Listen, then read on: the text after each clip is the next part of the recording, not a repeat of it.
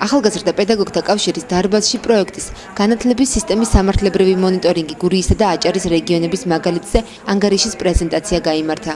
მონიტორინგი, რომელიც ახალგაზრდა პედაგოგთა კავშირის წარმომადგენლებმა და სამუშაო ჯგუფის წევრებმა ქობულეთის მუნიციპალიტეტის 10 საჯარო სკოლაში განახორციელეს, რამდენიმე კომპონენტს მოიცავდა.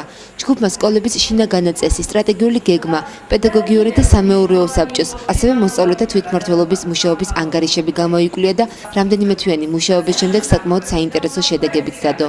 რეკომენდაციები თითოეული კომპონენტის მიხედვით იქნა მომზადებული, რომელიც მერე თავად სკოლებს გადაეცათ. პროექტის დადებითი მხარეები ის არის, რომ ესე იგი გამოვლინდა თქვათ სხვადასხვა ხარვეზები, რომელშიც ესე იგი ნამდვილად საჯარო სკოლები საჭიროებენ დახმარებას, ნაწილობრივ რეკომენდაციები წარედგინათ მათ, აქვე იყო პრეზენტაციაზეც წარმოდგენილი და იმედი გვაქვს, რომ შემდეგი ეტაპი უშუალოდ საქმეში დახმარებით გამოვლინდება.